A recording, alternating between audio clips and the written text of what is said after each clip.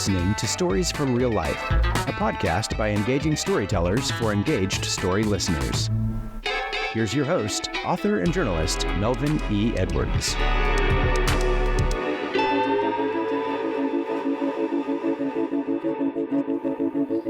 Hello again, and welcome to this September 10th edition of Stories from Real Life. I'm your host, Melvin E. Edwards.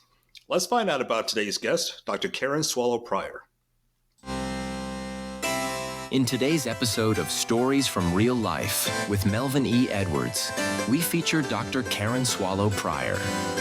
She's a renowned international speaker, professor, and author with a diverse portfolio of books on topics from theology to literature, with a particular focus on 18th century British literature. Despite recent notable disagreements with the Southern Baptist Convention, her faith remains unwavering. Her passion for words and profound reverence for the Word of God are central to her life. During the discussion, she explores the impact of Christian worldviews on historical events, including the abolition movement and the cause of animal safety. Tune in for a conversation with Dr. Karen Swallow Pryor that promises to enlighten and inspire. Here's your host, Melvin E. Edwards. Dr. Pryor, I know you're very busy, so I'm honored that you take the time out to join me today. I'm honored to be with you. Thanks. So you're my third straight guest who has a PhD. So I have smart guests and listeners, and I feel like I need to raise my IQ game today. So I'm not going to say y'all, all y'all, or Dallas Cowboys. Okay. That's a little dig at the Cowboys fans. So before we get into business, I first want to say that I'm thankful that your mom recently completed her cancer radiation. And I just want to find out how she's doing.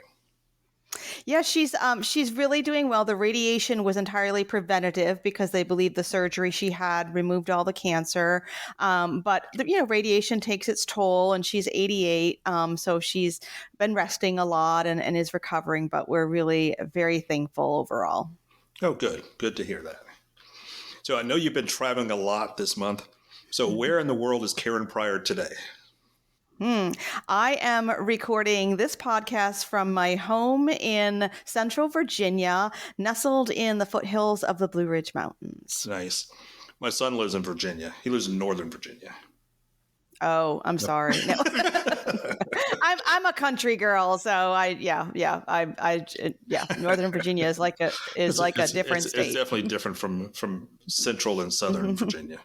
All right. So considering current culture, how difficult is it these days to be named Karen? Oh, you start right in with the tough questions. It's interesting. I mean, I don't take anything personally, and I think, I have a good sense of humor, I think. But I always really liked my name. I thought it was a great name. I should have known things were going to get downhill when about 20 years ago, even before the current, meme of the name, one of my students had an old car, and she said she named it Karen. And I said, why did you name it Karen? And she said, well, it's a car from the 80s. So, Karen is an 80s name. and that was the first I ever thought about my name being old and going the way of Bertha and Beulah. But now it's even worse. But it's, there are people whose names have more problems, so I won't complain. Yeah, when your name is Melvin, you sort of develop thick skin pretty early on.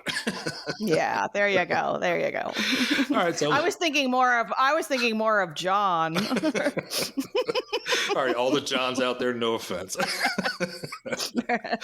right, so your expertise is 18th century British literature. So I was thinking that's Daniel Defoe, who's known to Robinson Crusoe, yes, and Jonathan Swift, satire, A Modest Proposal, which is still very misunderstood even today. And he also wrote Gulliver's Travels. So why did you choose to zero in on that era and region of human intellect? That is such a good question. And there are a couple of answers. When I was an English major in undergraduate college, I did sort of decide at that point that I preferred British literature over American. Probably that happened the day that I was assigned to read Moby Dick in American literature. And I was like, no, we're going to do British lit.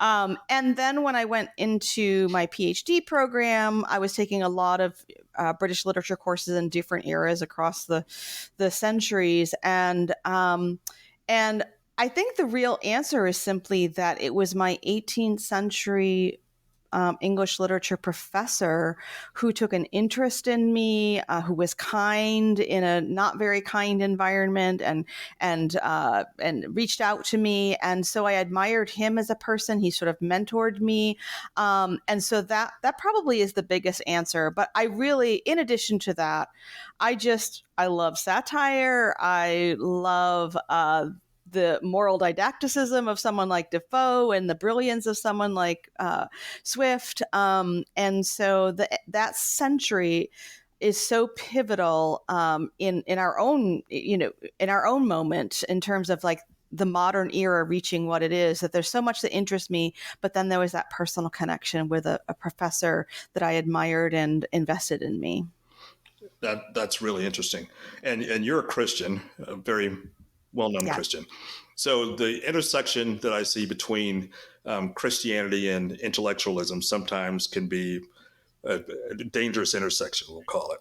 So just for the record, I was once a Southern Baptist. And one of the reasons why I left that denomination in the 90s was because of its propensity for anti-intellectualism, at least where I saw it. So before your recent skirmishes with leadership in the SBC, how did you manage to navigate your way through the convention all those years? Whew, wow. I'm glad this is a storytelling podcast. So, I think I need to even kind of go back a little bit, like how did I end up in the Southern Baptist Convention? Because that's part of the story as well. I grew up in the Northeast, which is liberal and secular and often hostile to Christians. And so I was accustomed to being the only Christian among my friends, among my classmates and so forth. Very different cultural climate. And I grew up in Baptistic churches. So they weren't Southern Baptists. We didn't have a lot of Southern Baptist churches in the Northeast. I think they've colonized since then. But so just Baptistic in ecclesiology and doctrine. And then when I finished my PhD and moved to Virginia, where I am now, and I took a job at Liberty University, the world's one of the largest evangelical universities. That was in the late 90s. And of course, the conservative resurgence that happened in the Southern Baptist Convention, and growing up in the Northeast and going to smaller independent Baptist churches, I did receive the caution up against prevailing liberalism and questioning the authority of the word and God and all of those things. And so when we moved to the South, I understood that the Southern Baptist Convention was not going to, that they were standing firm on biblical authority and hermeneutics and interpretation. And so we just kind of immediately looked for a Southern Baptist church on the basis of what I believed that its stand was really on biblical authority. That was, this is 25 years ago. And we were moving from the North to the South. It was a real culture shock. I had no idea that, how shall I put this? I had no idea that the resentment over the Civil War was still alive and well in the South. I mean, we just didn't think about the Civil War in the Northeast, which I guess, again, makes sense. I guess the winners write the history. And I don't mean that. I don't mean that. And I just mean, I just did not understand. So we moved to the South. I had no idea that I had never got over the culture shock, even of just the idea, because in the Northeast, you didn't go to church unless you were like a hardcore Christian. Like, well, you could lead someone to the Lord and they might have this new faith, but getting them to church was a huge battle because that just required so much in that context. Down here, it was the reverse. Everyone goes to church, but whether or not they're actually a believer, they don't even really know because it's just been so is part of the culture. So all of that to say, I had no idea what I was getting into in terms of the change in the culture, did not know the history of the Southern Baptist Convention. I don't mean obviously I knew that it was formed in the over slavery, but I just thought that I thought everyone had changed their mind about those things. And I did not know the history of the conservative resurgence being rooted in, power plays and sexual abusers and misogynists and all of those things. So that's how I got there. And how I navigated it, to answer your question, is I can be very slow. It took me this 25 years to kind of understand what was happening. And so I went in good faith, had good experiences, and was, tapped for this role and that role and this leadership role, and just kind of went along thinking, well, whatever is, I could begin to see the past and see the present, the negative aspects of it, and just thought that I could be a force for change. Nobody's perfect. No institution is perfect. No people are perfect. No church is perfect. I'm not looking for perfection. My bar is pretty low, actually. And just thought that there were enough good people in it who wanted to see a better future. And there are good people who do, but not enough, and not enough for me to make a change. So it just took me a long time to see that. All right. So following up on that, so do names like Karen Swallow Prior, Beth Moore, and Russell Moore keep Southwest or Southern Baptist officials awake at night? I don't think so. I really don't. I think that the money and the institutions and the traditions and the networks are so powerful that they continue to prevail. And so we're. Okay, so let's talk about books now. So you've written several books on literature, reading, and theology. So which of your books has had the most long-lasting effect on you? Oh, no one's ever asked me that question before. That's a good one. So, I mean, the one that reflects the most long-lasting impact, I think that reflects most of my life, is my first one, Booked Literature and the Soul of Me, which is it's really a memoir of how books taught me spiritual lessons that I didn't learn in church, and how it took me a long time to understand how my love for books and my love for God go together. I thought they were at odds with one another, but they aren't at all. And so that one is probably the most meaningful one for me personally, sort of, and in my soul, as the title reflects. But another way that I'm kind of having a book is having an effect on me is really my most recent one, The Evangelical Imagination. How stories, images, and metaphors created a culture in crisis, because that is really the beginning, sort of the beginning of the story I just shared about me becoming awakened to the problems in the Southern Baptist Convention and evangelicalism after having been part of it for decades. So that was me processing things I was seeing other people go through, and through teaching, reading, and and being in those institutions. But it was also something I was going through myself. And so I think that book is probably the one that right now is still sort of having its effect on me, and that I'm still processing in terms of the things that I write about in it. Okay. And regarding that book, again, it's called The Evangelical Imagination, How Stories, Images, and Metaphors Create a Culture in Crisis. So I'm curious, if that work was influenced by Francis Schaeffer's How Should We Then Live? So I was heavily influenced by Francis Schaeffer, going back into the 80s and 90s. I was very much committed to Christian worldview as he taught it and as he influenced conservative evangelicals. And so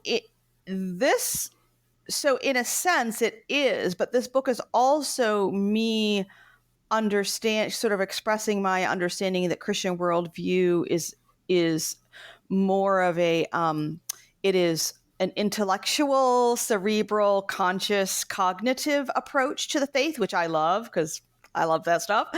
But after having taught using that sort of Christian worldview approach for decades and living by that myself, I realized that that's not enough. Again, that there are underlying precognitive metaphors, stories, images that drive us, expectations that drive us that we're not thinking about, that we're not applying. So I would say that the evangelical imagination is me sort of interrogating the strength and limitations of the framework of Christian worldview. I still think it's great. That's how I pretty much operate. But I'm understanding, after having read a lot of James K.A. Smith, that we are desiring creatures before we are thinking creatures, as he says it.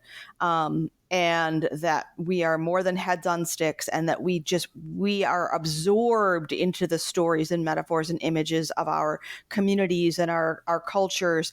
And we just we're not even aware of it. And yet they're shaping us and moving us and creating our desires in ways we don't recognize until we sort of stop and try to uncover them. Okay, I do want to ask a couple more questions about that book.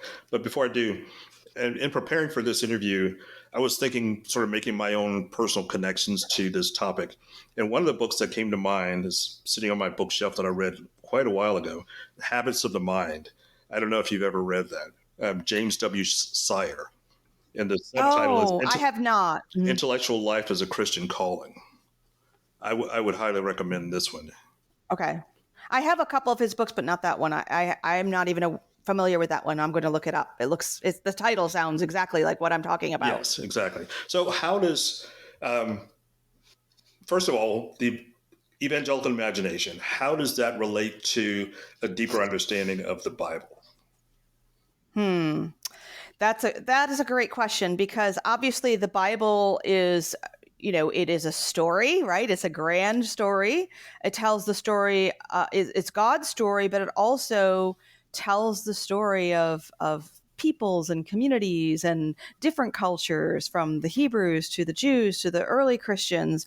And I think it actually demonstrates for us how powerful our own communities' metaphors and stories and habits and ways of thinking and living are. And this is one of the things that can be an obstacle for people in really reading and understanding the Bible well, is that they don't understand that the Bible is often describing, not prescribing, right? It's often prescribing, like when we get the 10 Commandments, those are laws, like we are clearly supposed to follow those. But there are different genres in the Bible. When the Bible tells a history of a people and a person and their sin and their falling and their triumphs and all of those things, those are stories. They're true stories, but they aren't prescriptive, other than the principles that we can draw from them or the laws that are laid down for us. And so understanding that they are stories. This is, there was an interesting little dust up on Twitter recently where a famous pastor, late pastor, Tim Keller, had said something about the people don't realize they're sinners because you tell them that. That was what he said. And people were contesting that. And someone said, no, the sacrifice of the Lamb and the sacrifice of Christ does tell them that they are sinners. And it was like, that person didn't even understand that what he was saying is exactly what Keller was saying. Keller was, because no one was saying the words "you're a sinner" in those examples. Like the sacrifice of the lamb, like is a demonstration. It's showing, it's teaching something in an immersive and material way. Obviously, there are words that go along with it, but it's that act. It's the act. It's not the words that communicate that element of the gospel that we are sinners. And so the Bible is filled with symbols and stories and images and practices that teach us the truths that God wants us to know about Him, along with the words. I'm very much a word person, but it's more than just the words. It's those things too, and we have them in our own cultures and our own churches and communities today. Yeah, one of the challenges I found is in the what people would call the literal interpretation, not realizing that different words mean different things in different contexts. So it literally means how it's intended by the writer at the time it's spoken by the speaker in that context. So you talk about images and metaphors. How do you think that has created the culture in crisis, and what do you mean by a culture in crisis? Well, yeah. What do I mean? So when I'm talking about a culture in crisis in terms of the book, because I'm an evangelical and I'm looking at the evangelical history that goes back about 300 years to the evangelical revival in the early 18th century. Again, my period.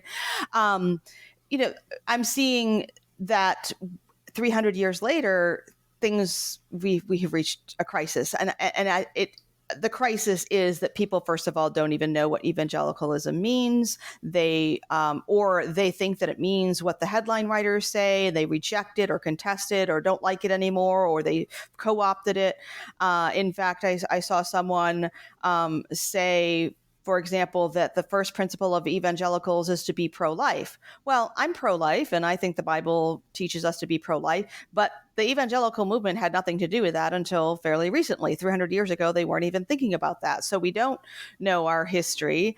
That's part of the crisis. We're seeing the fruit of the crisis of evangelicalism being married to American politics of the 21st century, which is very small and narrow when you consider a longer history, not only of evangelicalism, but the world and the church and around the globe. And so evangelicalism has reached this crisis point where we don't know who we are. We don't know what the word means. And maybe the words meanings do change. I hate that that's true, but it is. And so maybe the meaning is changing and we're living through that. But that's the crisis. Who are we? Just as evangelicals, a 300-year-old movement that is around the globe now. Who are we? What does the word mean? Where are we going to go from here? I think only history will tell us, because we're in this moment right now and we haven't seen the end of the history written yet. Okay, so let's switch to another one of your books, Fierce Convictions, The Extraordinary Life of Hannah More, Poet, Reformer, and Abolitionist. And your foreword for that book was written by Eric Metaxas. He's famous for his acclaimed bio on Dietrich Bonhoeffer, who happens to be one of my personal heroes. And Mr. Metaxas is now a very vocal Trump apologist. So have you been able to remain on good terms with him over the years? No.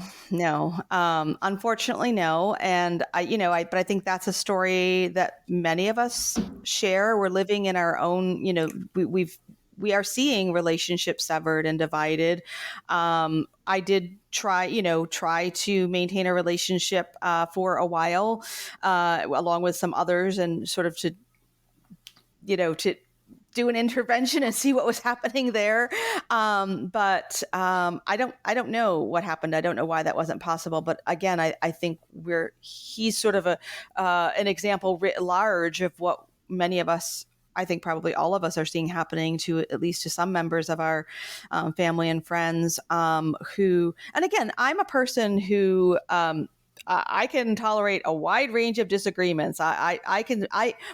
My sort of strength and weakness is that I can see all the perspectives of just about any issue. And so, that's a good thing, it's a bad thing. And so I can be very empathetic and imaginative and understanding. But I really do have difficulty. And I do understand why many conservative evangelicals chose the calculus that had them vote for Trump. I understand that. But the full-throated embrace and sort of promotion of him as a King Cyrus or our next, savior, that I do not understand. Part of the evangelical imagination was me trying to understand how did we get to this place, but I can't say that I do. But it's fierce conviction. You asked the question about fierce conviction.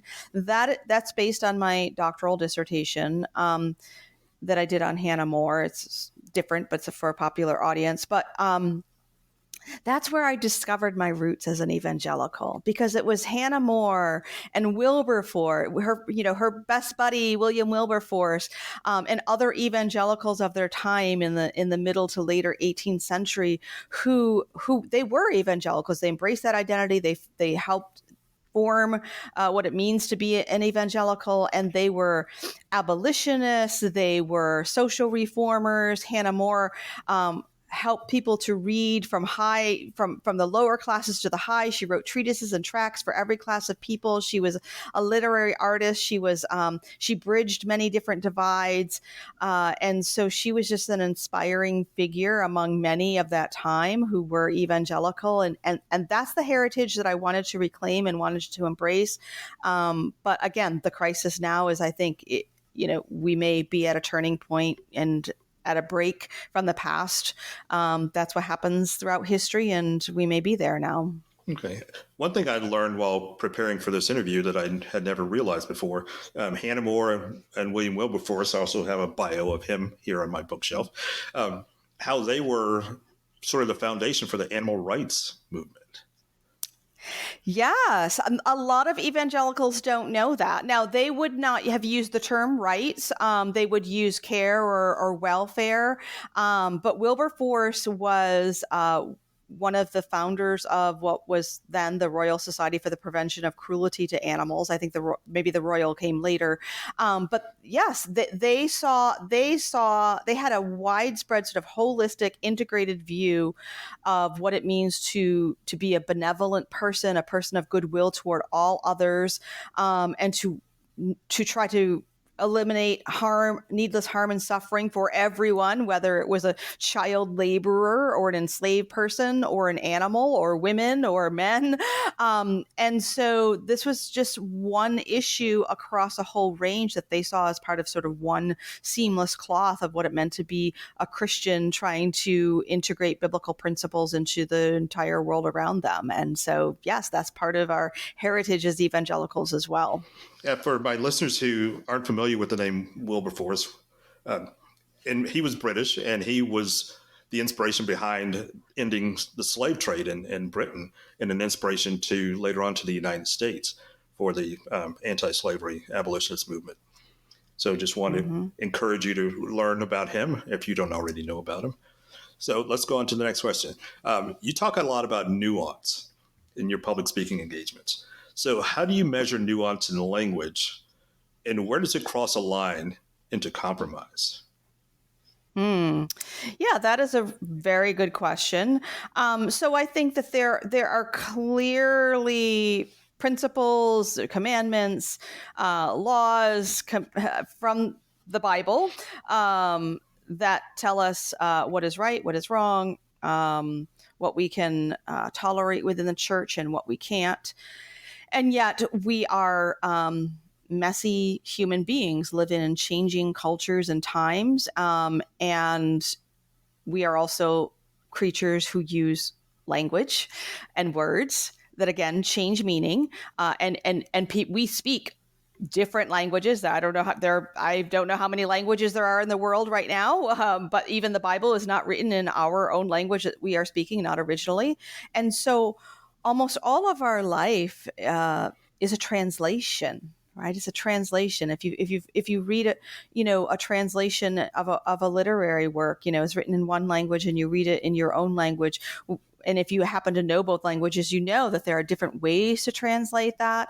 And so if I have a conviction, say, about about marriage, or conviction about abortion, which I do have those convictions, and I'm speaking with someone who is expressing their view, I cannot know even where we agree or disagree unless we have a conversation about the words that they are using. They may be using a word in a way that I wouldn't use, or they may be using, a phrase that I wouldn't use, but they mean something different by it. And so the fact that we are people who use language, and our own language has layers of meanings, and the fact that we are people who we are a race who has many different languages that we have to translate to communicate with one another, we really have to just even get down to the level of words, and making sure we understand the same thing by the words that we're using,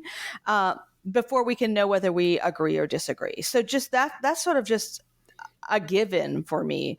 Obviously, many of us are going to disagree with one another about very important issues. And there are some issues that can't be nuanced very much, but so much of our animosity and our antagonism and our misunderstanding, if it's not rooted in ill will, and sometimes it is, if it's not rooted in ill will, can often just be rooted in the fact that we're using different words to mean the same thing, or the same words and meaning different things.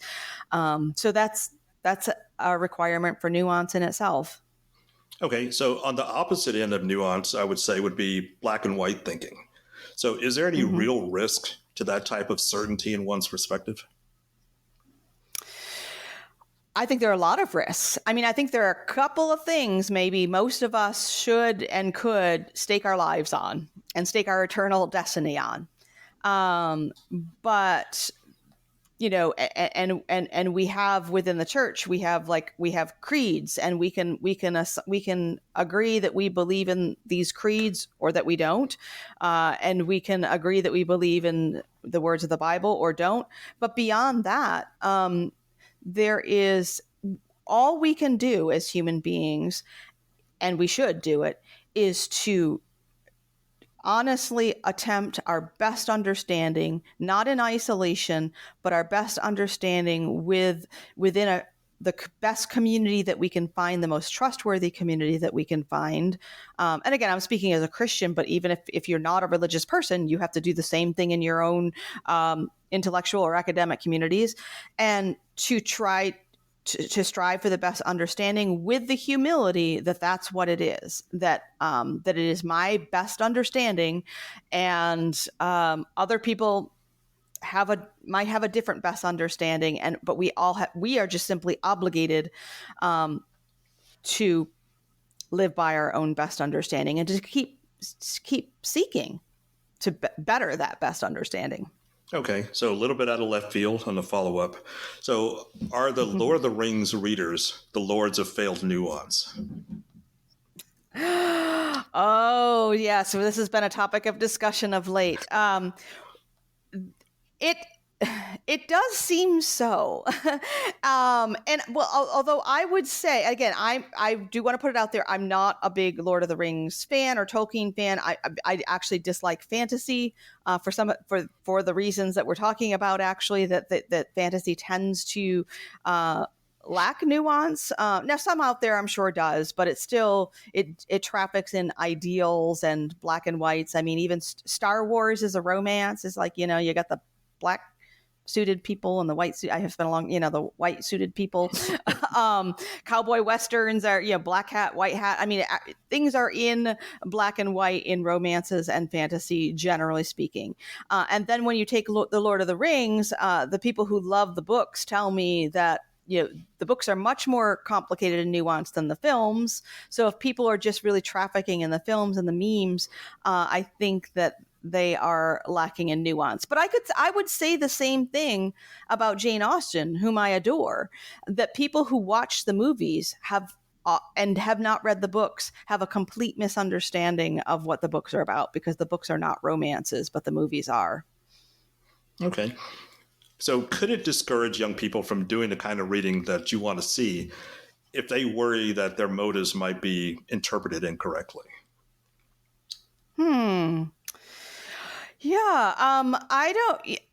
I'm not sure that people, that they think about their motives so much. I mean, I actually would hope, and that anyone who is attracted to the story or the film would go and read it. I think that's probably happening, and so I think the real problem that we have is not the stories themselves, whether they're in film or text. It's the social media context that is driving the polarization and the siloization of thinking. And social media gives a lot of gifts. Don't get me wrong. Here we are, right? We've connected through social media. It has great power for good, but I think it also is the driving force in the lack of nuance. It's pushing people to one side or the other, to one group or another, to one fan culture or another, one team or another, and that's the thing that we really have to guard against, I think, in this moment. Okay, so one of your jobs is that you're a professor. So what do you think makes a good teacher? Oh, I do love teaching. I have moved into full-time writing and speaking, but I do teach, at an adjunct level here and there. I think first of all, I do agree with what the Bible says about teaching. I believe teaching is a gift, and you have it or you don't, and then you can cultivate it. We are given gifts, and some people should not be teachers, just as I should not be a nurse. And many other things. So if one has the gift of teaching, what makes one a good teacher is loving the subject that you're teaching, loving the ones that you're teaching, and of course loving God and putting them all together. And so loving what you teach requires learning about it. And there are different ways of learning. I mean, I have a PhD, but a second grade teacher who just has a college degree can love the subject in a different way. So you need to know the subject, but you also need to know the students, listen to them, know where they are. My philosophy of teaching has always been meet students where they are and take them where they should be. And so it's listening, knowing if I'm teaching, if I'm teaching graduate students in seminary, they're at a different place. I meet them where they are and take them somewhere else. If I'm teaching freshmen who barely passed English in high school, I meet them where they are and take them where they could or should be. And so it's getting ourselves out of the way and letting the subject matter as we love that, help the students grow in that area, because every subject matter can, it's not just the subject. My whole point when I was teaching, I would tell my students, whether they were English majors or just taking the class because it was required, I would say, my goal for you is that you walk out of this classroom at the end of the semester loving literature, life, and God more than when you came in. That seems like a pretty good goal. So how do you generate an interest to read higher literature? And then what can a reader hope to gain after they begin doing so? So reading is a skill that we learn in first grade, if not before. We can all kind of decode the letters. I mean, unless we have a disability or a problem, but we can decode the letters, look up the words in the dictionary. If we don't know what they mean, sound them out. We can do all that from the age of a small child. And so everything after that is just increasing and improving the skill. It's hard. I find the biggest obstacle to reading well is people's misunderstanding that if it's hard, they can't do it well. But all you have to do is slow down. One of the things that I do in classes a lot is just open up a book and read it together, whether it's a sentence or a paragraph, and slow down and look at the words, look at the syntax, look at listen to the sound. If it's a poem, just slow down and see what's happening there. But we live in a world most of what we read, we just read quickly, we skim it, because it should, we should read it quickly. We should skim it. But when it comes to rich literary texts that are works of art, we've lost the muscles to read closely and carefully, and it just takes a matter of will and practice. And so slow down, let yourself grapple with the sentence. If you don't know what the word means, look it up. If the sentence doesn't make sense, read it 3 times. Most of us aren't willing to do that because we don't have time. I get that. But also many don't know that's just what we're supposed to do. That's, it's just like any other, I'm not good with the sports metaphors, but, if you're a basketball player, like your most foundational skill is, I think, dribbling, right? But you have to practice that basic skill over and over and over to get good at it, right? I mean, so reading is a similar thing. The more you do practice the basic skill, you can get better and better and better at it. And so I think of reading in that way as kind of like dribbling, just like stop, look at the word, look at, the sentence, see how it's put together, make sure you understand it before you move on. Okay. So do you get philosophical about literature? I do, because I think that, I love art, visual art, paintings. I love film. I love music. I don't know much about music. I enjoy it. But literature is a different kind of art. Literature is the use of language. And I think that as human beings, we're made in the image of God, who is, one of his names is Word. He is the Word, and he communicates to us through words. So I think that there is just something especially powerful and significant and unique about the way that we as human beings respond to and interact with language, and whether it's spoken or written. Words are symbols, so that means that they are they're indirect. We have to interpret them. And so the very fact that we have to interpret them, as opposed to just, if I see a painting, I'm looking at it and there's some interpretive work that I can do, but it's a different kind. The fact that we have to interpret words, interpret their meaning, taps into the fact that we are creatures who desire and need meaning. We are interpretive creatures. So if we interpret a literary text, we're practicing the same thing we're doing all day long when we're interpreting a facial expression, interpreting a traffic problem. Interpreting is what we do all day long. And so literature just reminds us and helps us to practice that interpretive nature that we have as human beings. Okay. So let's lighten it up a little bit as we start to wind down the interview. So I'm curious, what makes you laugh? The Office, the show. Yes.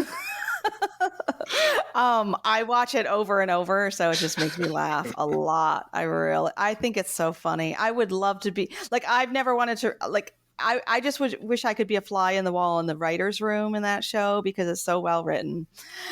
So that makes me laugh a lot. My husband makes me laugh. Most of the time he's like, there's a lot of dad jokes going on there, but he's not even a dad. But my dogs make me laugh. Jonathan Swift really makes me laugh. Okay. Wow. That's a wide range. The Office and Jonathan Swift. Yes. And they're both satire. So yes. And I guess your husband's somewhere in between. We'll say he's closer to the Jonathan Swift side than the Office. Yeah. Well, it depends on the day, probably. Okay. I just have one question left for you. So I'm curious, what's on the near horizon for Dr. Pryor? Well, this past summer, I turned in my next book manuscript. So in July of 2025, my newest book will be coming out, which is called You Have a Calling.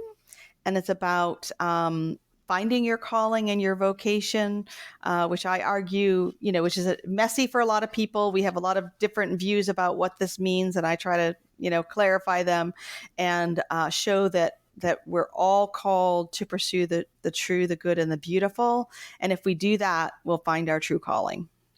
I'm looking forward to that. I'm Thank you. definitely looking forward to that. That sounds really interesting. Oh, good. So maybe I'd like to have you back next summer when your book is released and we can talk about it then.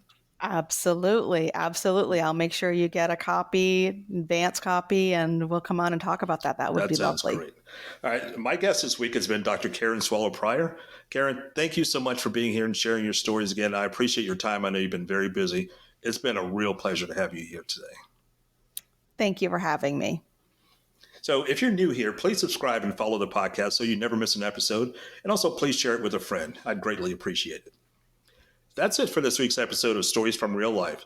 Join us again next time for another great storytelling journey. Until then, don't forget to shine your light wherever you go. That was Stories from Real Life. Join us again next week for another great storytelling journey. See you next time.